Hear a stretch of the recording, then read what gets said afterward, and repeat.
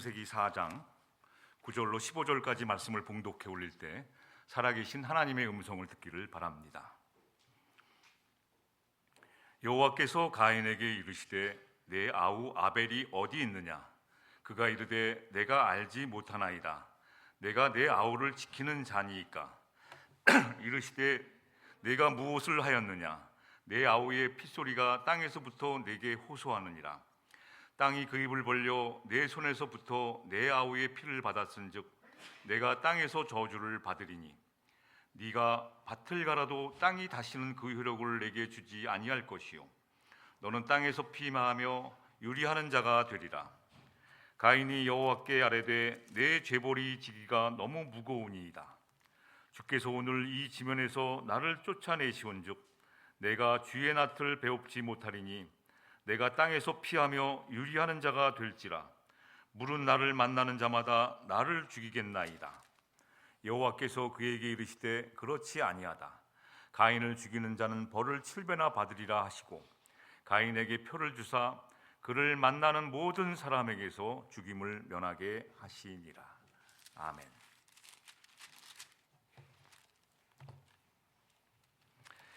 이 성경을 읽으면서 특히 창세기의 말씀을 읽으면서 여러분 궁금한 게 있지 않을까요? 저는 궁금한 게 많았습니다.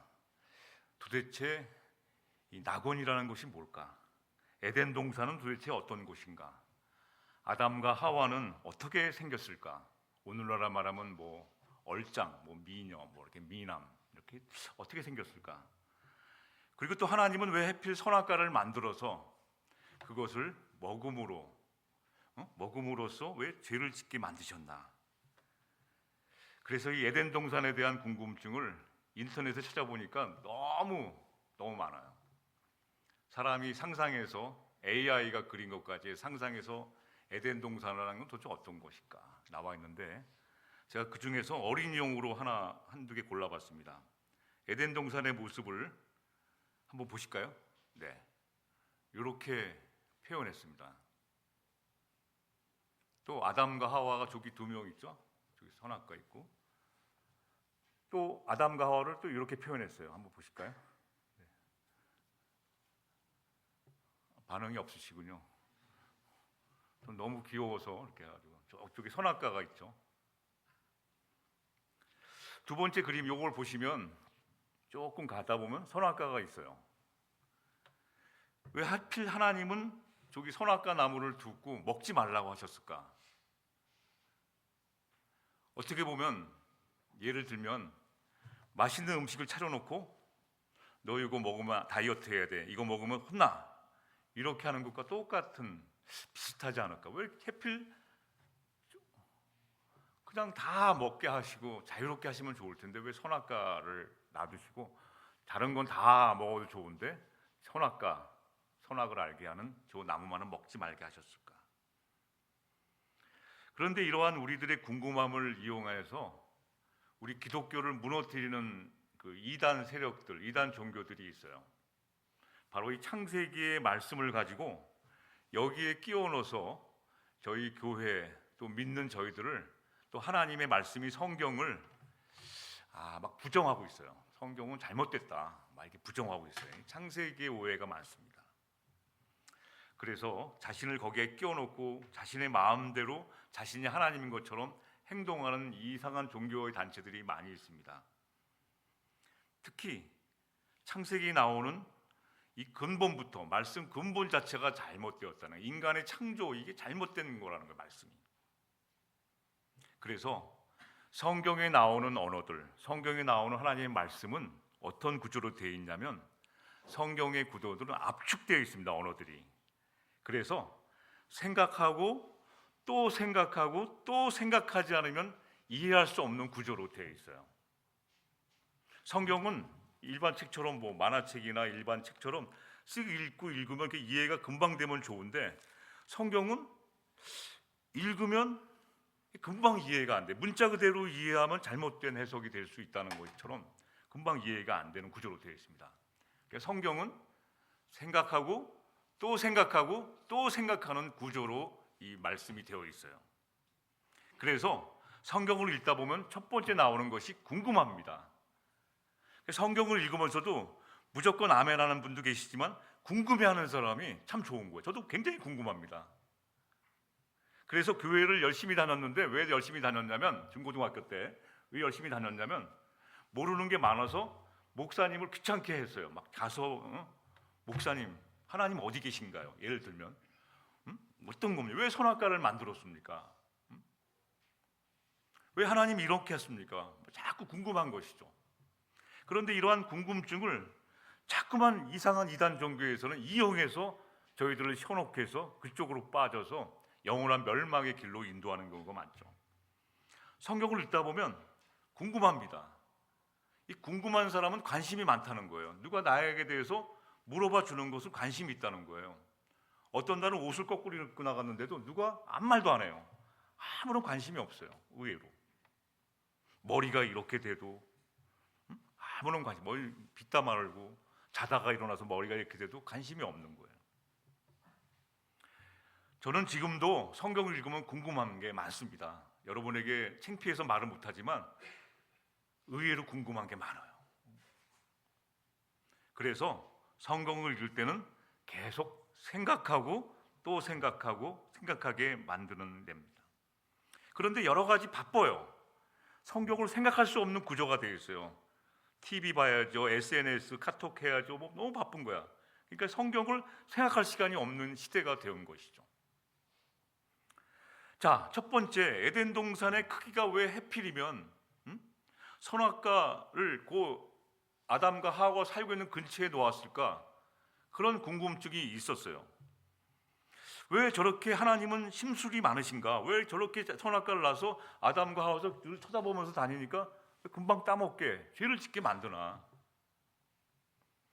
그렇게 생각하면서 궁금함을 가시지 않고 목사님들을 괴롭히고 질문하고 그랬는데, 어느 날 차분하게 앉아서 성경을 읽고 또 읽고 또 읽고 또 읽다 보니까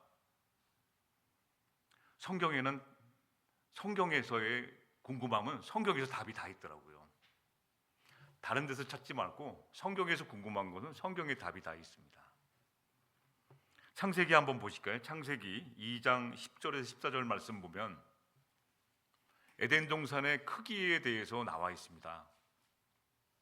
같이 한번 읽어보시죠. 시작. 에덴에서 흘러나와 동산을 적시고 거기서부터 갈라져 네 근원이 되었으니 첫째 이름은 비손이라. 금이 있는 하윌라 온 땅을 둘렀으며 그 땅의 금은 순금이요 그곳에는 베델리엄과 호미노도 있으며 둘째 강의 이름은 기온이라. 구스 온 땅을 둘렀고 셋째 강의 이름은 헷데길이라. 아스로 동쪽으로 흘렀으며 넷째 강은 유브라데더라. 에덴 동산의 중심으로 4개의 강이 흐르고 있으니까 그 에덴 동산의 사이즈가 얼마인지 아시죠? 그러니까 세계사 지리를 공부하다 보면 이거구나 하는 게 이해가 돼서 얼마나 큰다. 그러니까 선악과는 아담과 하와 다니는 옆에 있던 것이 아니라 에덴 동산의 중앙에 있었습니다. 그죠? 성경에.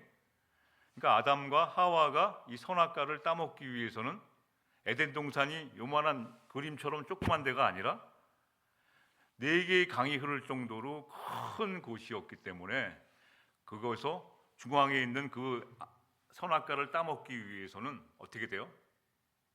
고민하고 갈등하고 생각하고 그러다가 어느 날 결단해서 먼 길을 걸어서 가서 선악과를 따먹는 것이죠. 성경의 언어들은, 하나님의 말씀은 우리로 하여금 궁금하게 하는데 빨리 해답을 주지 않으세요.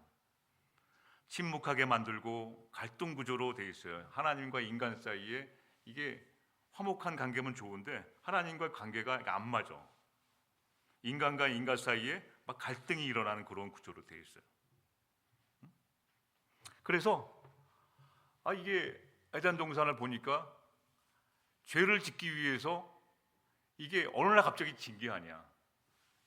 옆에 있는 걸 따먹은 게 아니라 한참 걸어가서 한참 생각하고 둘이 고민하고 의논해서 결국은 이 일을 저지르는 거예요. 뱀이 유혹했죠, 물론.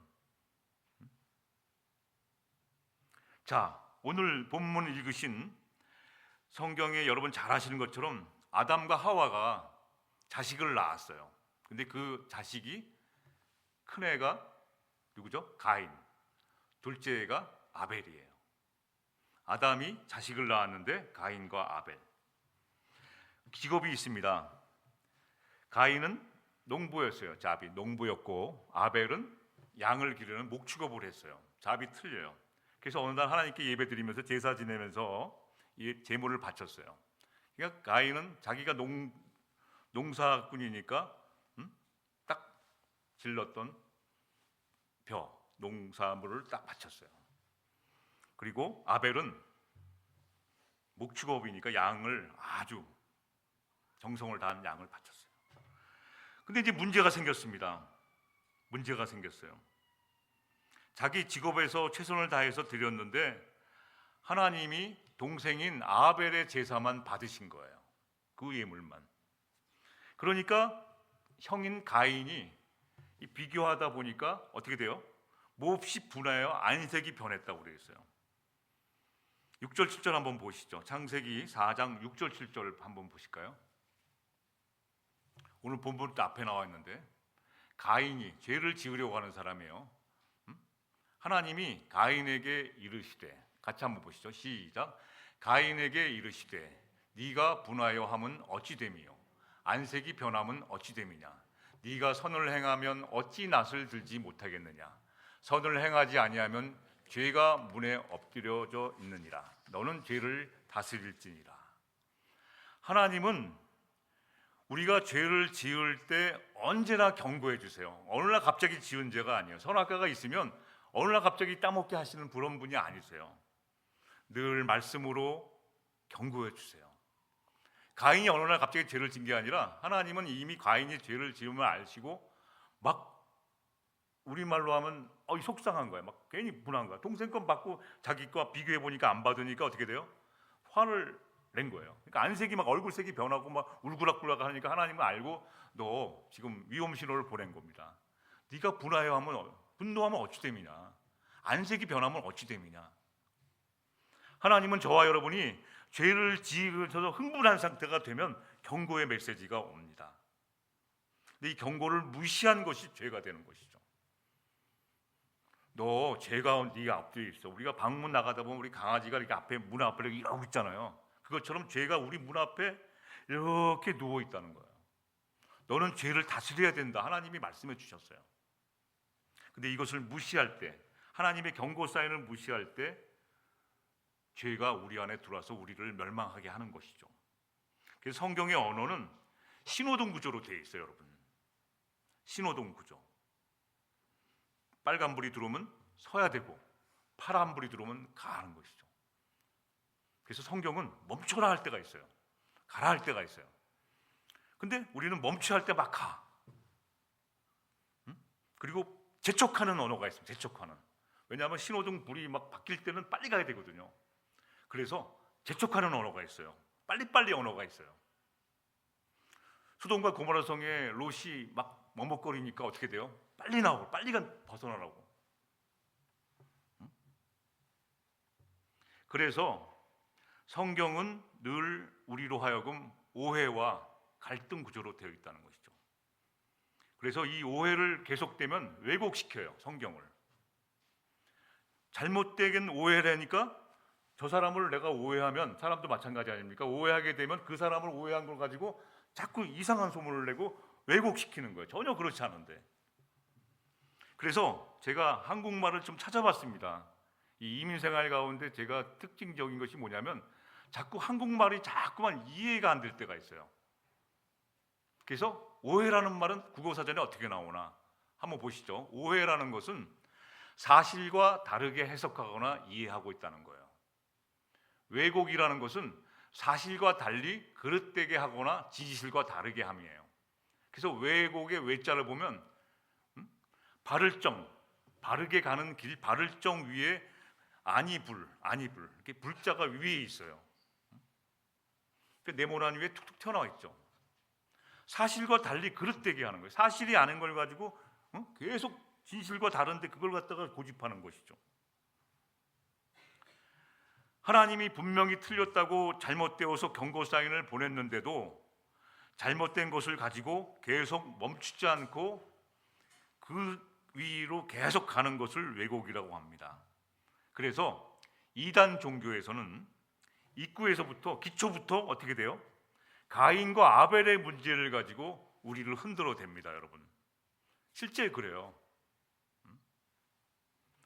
이단에서는 가인과 아벨 문제를 가지고 창세기의 아담 문제를 가지고 아담의 자식인 가인과 아벨 문제를 가지고 기독교인을 향하여 성경이 잘못되었으니까 너희는 그것을 안이붓자를 써갖고 발을정 위에다가 안입을 시켜서 왜곡시키는 말씀을 저희들에게 전하고 있어요.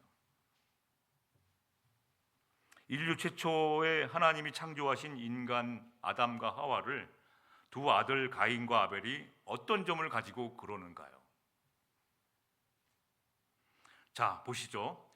자신이 드린 제물을 받지 않았던 동생 아벨의 제물을 받은 것만 가지고 화가 난 가인은 들에 있을 때 동생을 죽이게 됩니다, 여러분. 가인이 동생 아벨을 죽여요. 비교해서 자신의 제물을 안 받았다는 이유만으로 죽이게 됩니다. 그래서 9절에 보면, 오늘 본문 9절에 보면 하나님은 또 경고의 메시지를 보여요. 여호와께서 가인에게 이르시되 네 아우 아벨이 어디 있느냐? 아벨이 어디 있느냐? 하나님이 아우 아벨이 어디 있는지 몰라서 어디 있느냐고 물은 것이 아니에요. 하나님은 자꾸 컴다운, 우리 주변에 있던 사람이 없어지면 하나님은 저희와 여러분에게 물어보세요. 너 옆에서 지금까지 잘 지내던 사람이 어디 갔느냐? 주일날만 되면 목사를 가장 힘들게 하면 늘 보이던 분이 안 보일 때 하나님은 물으세요. 너 어디 있느냐? 그래서 어디 있는지 다 알고 있지만 어디 있느냐고 물으세요. 10년 전에 헤어진 우리 사랑하는 성도가 어디 있느냐 묻고 계세요. 20년 전에 헤어진 사랑하는 성도가 어디 있느냐? 몰라서 물으시는 게 아니라 오늘도 저희들에게 묻고 계세요. 그때 가인이 내가 이러저러해서 동생을 이렇게 됐습니다 말하면 하나님은 아마 용서해 주시고 다시 가인을 회복시켜 주시죠, 물론. 그런데 어떻게 행동했나요? 동생의 제물만 받으신 것에 화가 나서 동생을 죽인 가인에게 하나님께서 경고의 신호등 메시지를 보냈는데 내 아우 아벨이 어디 있느냐? 그랬더니 뭐라고 그래요? 알지 못한다고 거짓말하고, 그리고 하나님을 향해서 자신의 항변을 합니다. 내가 겨우 이 정도 일을 하는 사람입니까? 내가 아우를 지키는 사람입니까? 이렇게 표현한 것이죠. 우리는 무슨 일이 안 될 때면 이렇게 합니다. 첫 번째는 거짓말을 합니다. 이유가 안 된 것에 대한 거짓말하죠. 내가 언제 그랬습니까? 그 두 번째는 내가 겨우 이 정도밖에 안 되는 사람입니까? 하면서 오히려 대드는 식으로 되죠. 이게 인간의 특징입니다. 결국 하나님은 하나님의 질문에 거짓말과 오히려 항변한 교만했던 가인에게 어떻게 됩니까? 낮은 자존감으로 맞서던 가인에게 하나님은 땅에서 저주를 받고 땅을 피하여 방황하는 자가 된다고 말합니다. 방황하는 자, 여기까지는 다 이해가 돼요. 13절부터 이제 문제가 옵니다. 그래서 이 13절부터 이 14절에 가서 이단들이 저희 기독교를 향해서 이제 덤비는 거예요. 가인이 하나님께 내재에 대한 벌이 너무 무겁습니다. 방황하게 되니까 땅에 저주를 받고 땅에 피하여 다니니까 너무 죄가 무겁습니다. 너무 힘듭니다. 막 하니까 하나님이 가인이 하소연합니다. 그런데 이 하소연의 한 구절을 찝잡아 이단 종교에서는 기독교의 성경을 왜곡시키는 거죠. 보시죠. 어떤 건가요? 14절에 이 14절 갖고 흔들어져요. 주께서 오늘 이 지면에서 나를 쫓아내시온즉 내가 주의 낯을 배웁지 못하리니 내가 땅에서 피하며 유리하는 자가 될지라. 근데 여기서 무릇 나를 만나는 자들마다 나를 죽이겠나이다. 나를 만나는 자들이 어디 누구입니까? 여기 가지고 자 보세요. 인류 최초의 인간이 아담과 하와가 애를 2명 낳는데 가인과 아벨을 낳는데 여기 나오는 사람들은 누구입니까? 성경은 잘못된 거 아닙니까? 4명만 있어야 되는데 왜 이렇게 많은 사람들이 있습니까? 이 간단한 질문으로 저희를 흔드는데 답을 잘 못해요. 우리가 성경의 언어들은 생각하고 또 생각하지 않으면 이해가 안 되고 갈등 구조로 되어 있어요. 하나님한테 덤비고 대들고 인간과 인간 사이에 비교하면서 막 흥분하고 그러한 구조로 되어 있는 언어를 생각하고 만나는 자들이 어디 있습니까? 가인과 아벨 외에는 사람들이 없잖아요. 인류 최초인데. 그러니까 질문하는 거죠. 무릇 나를 만나는, 이게 잘못된 거 아닙니다. 만나는 자들이 어디 있겠습니까? 실제로 저에게 어떤 분이 오셔서 이런 질문을 했어요. 성경 공부를 하려고 했더니 아담과 하와 자식이 2명밖에 없는데 이 사람들은 뭡니까? 이 사람들은 어디서 나온 겁니까? 이렇게 대답해요. 그런데 이단들은 이미 여기에 대해서 준비를 다 해놨어요. 이걸 이중 아담론이라고 합니다. 그래서 서울의 성락교회 K씨가 주장하고 있죠. 한국교회에서는 이미 이단으로 정리가 됐습니다. 어떤 말인가요? 그 앞에 창세기 1장 27절 29절 말씀에 요걸 가지고 주장하는 거예요. 그냥 주장하지 않아요. 다 성경 갖고 주장하는데 성경을 오해해서 왜곡시키는 것으로 나가는 것이 이단입니다. 근데 우리는 그냥 그런가 보다 하는데 여기 갖고 놀리는 거예요. 1장 27절 29절 같이 한번 보시죠. 시작. 하나님이 자기 형상 곧 하나님의 형상대로 사람을 창조하시되 남자와 여자를 창조하시 하나님이 그들에게 복을 주시며 하나님이 그들에게 이르시되 생육하고 번성하여 땅에 충만하라. 땅을 정복하라. 바다의 물고기와 하늘의 새와 땅에 움직이는 모든 생물을 다스리라 하시니라. 하나님이 이르시되 내가 온 지면에 씨 맺는 모든 채소와 씨 가진 열매 맺는 모든 나무를 너희에게 주노니 너희의 먹을거리가 되리라. 이게 얼마나 하나님의 축복의 말씀입니다. 여기서 그 27절에 사용된 남자 여자, 27절에 남자 여자가 나오잖아요. 이 성경에서는 인격적인 남녀를 가리킬 때 사용하는 용어가 아니라 이 여기서 남자 여자는 이제 이단들이 주장, 그 K씨, 서울의 성락교회 K씨가 주장하는 거예요. 저 남자 여자는 동물에서 나오는 암수다. 그래서 하나님이 아담 창조하시고 또 다른 사람들을 만들었는데 이거 남자 여자를 창조하신 거야. 이게 다른 사람이다. 동물과 똑같은 동물의 수준을 벗어나지 못하는 사람을 창조한 것이다. 그들은 영적인 존재가 아니라 오직 흙에서 나온 존재들이라는 것이죠. 그래서 이중 아담론을 주장하는 그 이단들의 얘기는 보시죠. 아까 말씀처럼 정리해보면 이렇게 되어 있습니다. 첫 번째는 하나님이 동물적인 남자 여자를 창조했다는 거예요. 아담 말고 또 하나, 그들에게는 영이 없다는 거예요. 그리고 하나님은 그들 중에서 가장 뛰어난 한 인간을 택해서 그 코에 생기를 불어넣어서 그가 바로 아담이라는 설을 피는 거죠. 즉 하나님이 좀비, 영혼은 없고 막 그냥 흐느적거리고 다니는 사람인 것 같으면 사람이 아니고 동물인 것 같으면 동물이 아닌 영이 없는 인간을 만들었다는 것이 그들의 주장인 것이에요. 근데 여기에 많은 사람들이 멸망의 길을 가려고 여기에 오케이라고 다니고 있어요. 그래서 성경은 언제나 성경으로 풀어야 합니다. 창세기 2장 4절에 보면 천지를 창조할 때 하늘과 땅의 내력이라는 말이 있어요. 내력이라는 말을 원어에 보니까 토르도트라고 그래요. 이게 무슨 뜻이냐면 다시 창조할 때 다시 설명하고 보충 설명하는 것이 창세기에 10번 나옵니다. 그러니까 창조를 했는데 하나님이 거기에 대한 보충 설명하는 것이 10번이나 나와요. 10번. 왜 그랬을까요? 창조에 대한 궁금증이 저희들로 많은데 성경을 읽을 때 생각하고 또 읽고 또 읽어보라는 거예요.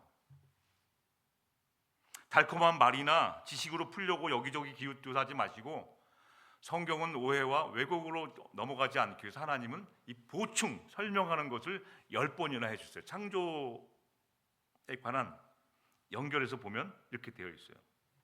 그래서 많이 읽는 것이 중요한 것이 아니라 천천히 렉시오 디비나 하라, 거룩한 독서를 하라는 거예요. 그래서 읽어야 할 말씀이 생각하고 또 생각하고 읽다 보면 그 말씀이 나에게 생명의 양식이 되는 거야. 아, 이거였구나. 그 성경에서는 분명히 뭐라고 되어 있어요? 아담을 첫사람이라고 되어 있어요. 첫사람이라고 분명히 명시되어 있고, 여자는 woman, from man, 남자로부터 왔다고 되어 있어요, 여러분. 그래서 여자들이 오래 사는 이유는 남자 걸 하나 빼갔기 때문에 오래 사는 거예요. 빨리 좀 주셔야 돼요. 그래서 여기 목에 튀어나온 걸, 남자 있는 거 뭐죠? 툭 튀어나온 걸 아담스 애플이라고 그러지 않습니까? 목에 툭 튀어나온 것, 다 창조와 관련되어 있는 말로 되어 있어요. 그렇다면 가인이 두려워해서 복수하는 그 사람들이 누굴까요? 그 많은 사람들이 누구를 말하는 걸까요? 아담과 하와가 출산해서 생긴 두 명 자녀 말고 그 사람들이 많았다고 하는 건 그 사람들이 누구일까요? 아담은 첫사람인데 그 많은 사람들이 어디서 나타난 건가요? 그래서 성경은 분명하게 트레도트, 보충 설명하고 있는 것을 읽어보셔야 돼요. 보시죠. 창세기 5장 3절 4절 말씀으로 풀어볼 수가 있습니다.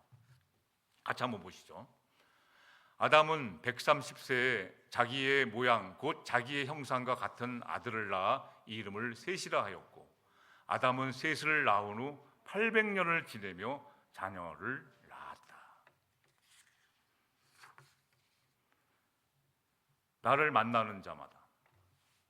아담은 셋을 낳은 후 800년을 지나면서 자녀들을 계속 낳은 거예요.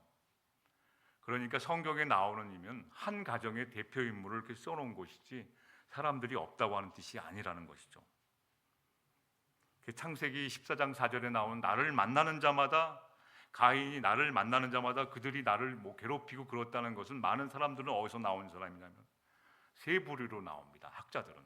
첫 번째는 장차 태어날 아담의 후손이다. 또 하나는 굶주린 들짐승들이다. 세 번째는 이미 아담과 하와에서 태어나 도초에 살고 있는 많은 자손들을 뜻한다. 근데 거의 90% 이상의 저를 비롯해서 많은 사람들이 아담이 이렇게 800년을 지내며 자녀들을 낳은 그 도초에 살고 있는 수많은 자손들을 뜻한다고 보고 있어요. 가인이 그 많은 사람들이 나를 어떻게 하면 어떻게 될까요? 그 많은 사람들이라는 것은, 이단들이 말하는 것은 말도 안 된다, 4명밖에 없는데 그 많은 사람들이 어디서 나왔냐는 것들은 전혀 성경을 모르고 하는 이야기임을 우리는 분명히 오해하지 말고 받아들여야 된다는 것이죠. 도초에 살고 있는 많은 사람들이 있었다는 거예요. 성경엔 자녀들을 낳았다는 거예요. 계속 가인과 아벨 외에도 또 낳았다는 거예요. 아벨이 죽은 다음에 이제 그만 낳자가 아니라 계속 낳았다는 것이죠. 말씀을 정리하겠습니다. 여러분, 신학 특강을 하는 것이 아니라 지금 도초에서 성경 말씀을 가지고 오해한 것을 왜곡시켜서 저와 여러분들을 제대로 신앙생활할 수 없게끔 믿음이 흔들리게 흔들어 놓는 일들이 많이 있습니다, 주변에. 그래서 우리가 성경을 오해하지 말아야 할 것은, 성경에 나오는 인물들은, 특히 창세기에 나오는 인물들은 구속사, 하나님의 구원의 그 놀라운 구속사에 필요한 인물만을 뽑아서 선택해서 기록해 놓은 특성이 있기 때문이에요. 그래서 그 한국 100주년 기념교회 이재철 목사님은 창세기 이름을 바꿔야 된다고 말할 정도예요. 창가정기, 가정의 샘플을 보여주셨다. 그래서 새로운 가정을 창조하는 그 가정의 샘플, 아브라함 가정, 이삭의 가정, 야곱의 가정, 가정들의 샘플을 보여줬다고 말할 정도로 샘플을 뽑아서 구속사에 필요한 인물만을 선택해서 기록해 놓은 성경의 기록 특성 때문에 많은 사람이 있었음에도 불구하고 가인과 아벨을 예를 들어서 샘플로 말씀한 것이죠. 그래서 우리는 날마다 성경의 언어 구조, 말씀 구조가 갈등 구조로 되어 있기 때문에 성경 말씀을 그냥 읽어서는 안 되고 생각하고 또 생각하고 또 생각하는 거. 그래서 하나님은 생각하지 않던 백성은 망한다고 그랬어요. 근데 저와 여러분이 신앙생활하면서 생각하면서 성경을 읽지 않으면 망한다는 말과 똑같습니다. 요즘 생각할 시간이 없죠. 그래서 성경을 오해하게 되고 왜곡해서 전혀 하나님의 본심과는 다른 뜻으로 신앙생활하고 있는 것은 아닌지요. 사랑하는 우리 세계로 교회 학생들, 또 우리 교회에 사랑하는 여러분, 신앙생활이 나에게 날마다 생명의 양식 되어서 오늘도 내가 어제보다 새로운 사람으로 오늘 하루를 살아야 되는데, 잘못된 그 왜곡된 말씀을 가지고 그것을 믿으며 혹시 하나님에 대해서 오해하고 아직도 하나님과의 관계 속에서 갈등하며 내 이웃과의 관계 속에서 갈등하며 오직 오늘도 방황하며 가인처럼 두려워하는 삶을 살고 계신 것은 아닌지요. 하나님은 저와 여러분이 생명의 양식인 성경 말씀을 오해하지 마시고 믿음으로 받아들이셔서 오늘도 하나님이 기뻐하는 생명의 양식으로 받아들여서 하나님이 기뻐하는 성숙한 그리스도인이 되기를, 자녀들이 되기를, 그렇게 성장해 나가시기를 원합니다. 그렇게 되시기를 주님의 이름으로 축원합니다. 기도하십시다.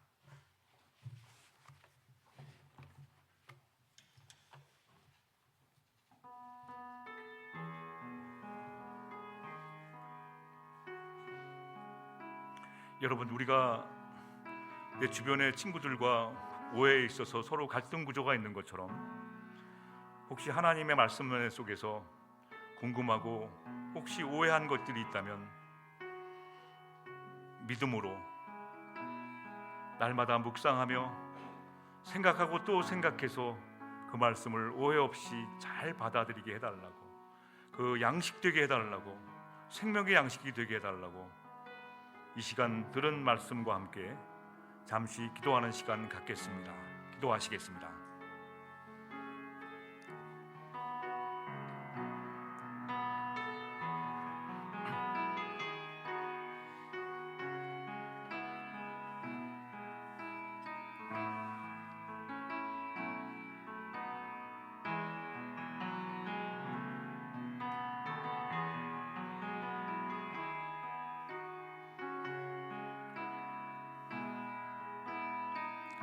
하나님 아버지, 세계로 교회 우리 모든 학생들이 나를 세상의 빛으로 보내달라는 찬양을 했습니다. 아버지 하나님, 저희들을 세상의 빛 가운데로, 세상의 빛으로 나아가게 도와주시옵소서. 하나님이 주신 그 말씀을 묵상하고 묵상이 이루어지는 삶을 살게 하여 주시옵소서. 하나님의 말씀이 나의 생명의 양식이 되게 하시고 천국을 소망하며 오늘도 힘들고 어려운 모든 길을 한 걸음 한 걸음 나아가게 도와주시옵소서. 공부할 때나 사회생활 모든 것에 있어서 하나님의 말씀을 통해서 하나님이 기대하는 삶을 사는 저희들 되게 인도해 주시옵소서. 말씀에 대한 오해와 왜곡을 아버지 하나님 하지 않게 하시며 그러한 것들을 예수의 이름으로 물리치게 하시고 승리하게 도와주심을 믿사오며 예수님의 이름으로 기도드리옵나이다. 아멘.